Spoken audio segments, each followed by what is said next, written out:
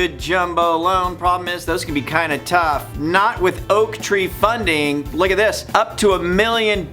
Yeah, no appraisal? What? What, Brian? No appraisal? No appraisal? What? Up to $1 million? Come on, you gotta talk to the guys over at Oak Tree. They're phenomenal. Click the banner you see right here on your screen, right below the video. Click it, fill out a little form, an account executive over there will get a hold of you, and get your jumbo up to $1 million deals with no appraisals done. Well, I want to put my 2 cents in. For your non-owner rock or second home, Oak Tree has a no income verification. You don't state the income. There is no income verified whatsoever. As little as 20% down on a 40-year loan, interest only the first 10 years, and the rates are great. How many self-employed people would benefit from this type of deal? It's incredible. Oak Tree, guys, they're products. You just need to look into them. On with the show, and this is going to go down as one of the most insane pieces of housing legislation / reform that I have ever seen. And frankly, I think it might even be a violation of the Constitution of the United States of America. Well, I think it is. You tell me what you think when we're done with our show today, so stick around. Seriously, this is the craziest story, or one of them, that we have ever covered. Okay, so regardless of where you fall on this story, understand, we're just reporting it, okay? Just reporting it. That's it. It's not us. We're just telling you what's happening, okay? Ready? On April 14th, the National Council of State Housing Agencies updated the Down Payment Toward Equality Act of 2021. If eligible, the recipient would receive $25,000 to be used at the close of escrow when buying a home. This is not a tax credit to be realized after the close of escrow. No, the $25,000 will be received before closing, so the money can be used for closing costs, down payment, buying the rate down, or any combination thereof. And to give further credibility on this, this is being published by the Senate Banking Committee that Maxine Waters heads. The freaking Senate Banking Committee. This isn't some fringe piece of legislation, guys. All right, so the $25,000 is forgiven if the recipient stays in the house for 5 years. For each year, 20% is forgiven, and after 5 years, it's all gravy. $25,000 free bucks. Man, dude, that's a lot of money, and we just can't afford to be giving this to everybody who wants it, right? So who gets it? Now, this is where it gets fun. For starters, in order to qualify, you have to be, here's clearly, this is a little different. You have to be a first-generation home buyer. Not a first-time home buyer, no. A first-generation home buyer. A first-generation home buyer is defined by the Down Payment Towards Equity Act of 2021 as any individual whose parents or guardians never owned their own home during the home buyer's lifetime, or previously owned a home during the home buyer's lifetime, but lost the home to foreclosure, short sale, or deed in lieu of foreclosure, and do not currently own a home. Okay, so did you hear that? Let's put this into a scenario, right? Mom and dad tightened the old belt, and they didn't engage in conspicuous consumption like buying toy haulers and sea-doos and giant entertainment centers, and did not overextend themselves, and were able to responsibly make their house payment. Well, you guys, you're out. No joy there. You're out. No $25,000 for you. But if mom and dad had a foreclosure, you know that of course they had nothing to do with. It wasn't their fault. I mean, the outcome is always everybody else's fault, and your spending habits have no bearing on the foreclosure.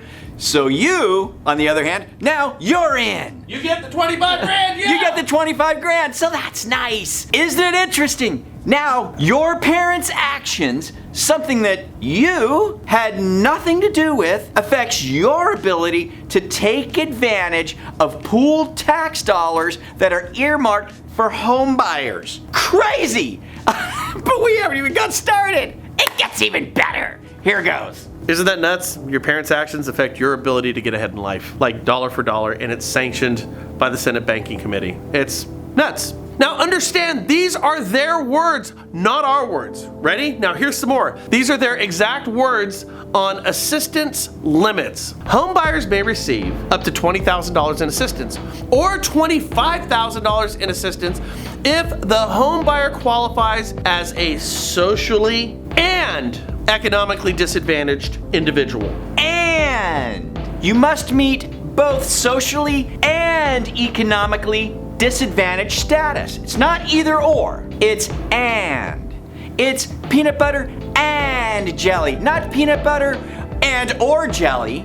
It's socially and economically disadvantaged, not and or disadvantaged. So, what does that mean? You have to meet both definitions. Now, economically disadvantaged is always fairly easy to figure out because it's just math. How much money do you make versus the average or median that somebody else makes in your area? Common for economically disadvantaged in the past is generally around 80% of the median average. Meaning if the median person in your community made $50,000, you could make upwards of $40,000 and still qualify for the program. Now, for this program that we're talking about right now, to be economically disadvantaged, you can make 120% of the median income or 180% for high-cost areas. Meaning in some areas, you can make nearly twice as much as the median resident and you're still deemed economically disadvantaged. In short, you can all but be rich and still be considered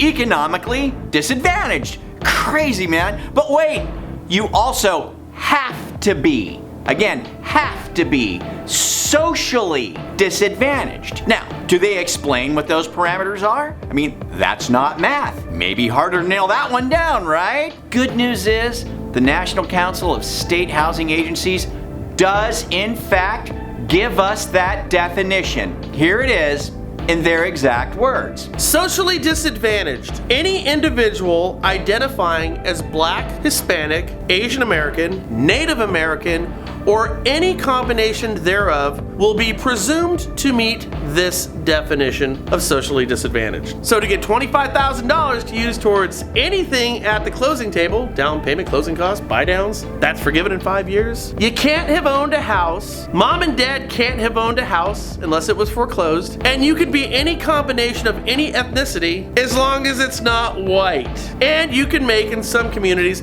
up to almost twice as much as a median person, meaning you could be upper middle class at best. Don't shoot the messengers, guys.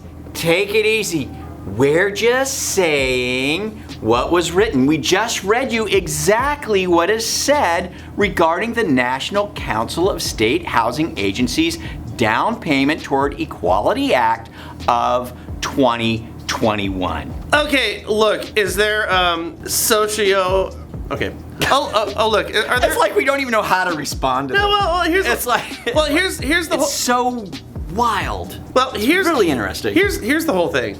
There is a disparity in home ownership rates amongst underserved communities and white communities. Absolutely. Something needs to be done about it. It does. Agreed. But when you very clearly say anybody but a white person can get this, the only thing that stands to do is pit people further at odds with each other. Probably. So is there a better solution where we're not leaving anybody behind? So let's just assume this for a change. Let's just say that you have a community that's 13% African American, which is the national average of African Americans in this country. So say it's nationally represented in your community, but they are 90% economically disadvantaged in the real true sense of the term, like 80% of the median income for that area. Well, that means 13% of the population is going to get 90% of the money, but what we're not doing is leaving anybody else behind who is also economically disadvantaged. It's going to go to the people who truly meet the definition and need the help that every one of us wants to provide for those who need a pick-me-up every now and then. I wonder what they're thinking, though, was on the generational first-time buyer. That's such a weird monkey wrench to throw into that. You know what I mean? Why can't it just be, if you're going to say socially and economically disadvantaged, why can't it just be that? Why do we have to have this weird caveat on what your parents did or what happened with your parents is going to determine the outcome of what you can do? I just find that to be just strange. And what also makes it strange, and we kind of played on this, and I hope you guys understand this, but there's the presumption that everybody who had a foreclosure, it was completely and totally outside of their control, that everybody has perfect spending habits, when we know in the United States, we by far have anything but perfect spending habits. Right. We as mortgage lenders saw people overextend themselves and use their houses as ATMs to the point where they had no alternative but to get subprime loans. They are a victim of conspicuous consumption, but if you were to listen to the federal government, every foreclosure was outside of that person's responsibility or decision making. Okay, so I got to ask you, you're up to speed on this thing than I am. So how far along is this in the process of being like stamped, sealed, and delivered to the country? It still has to be passed by the House and the Senate and ratified by the President. Right. But all indications are that it's going to pass the Senate, it's going to pass the House. And when we look at this administration and what they've said up until this point, it's going to get signed. Interesting stuff. Let us know your thoughts on this. Can we give them a link to download the actual document? Sure. Down below? Okay, so we'll put a link down below. You can, download the document. It's 3 pages. Read it. It's only 3 pages. Let us know your thoughts on it. Forward, share, and subscribe. We'll catch you guys later here at the National Real Estate Post. Stay skaters. Bye.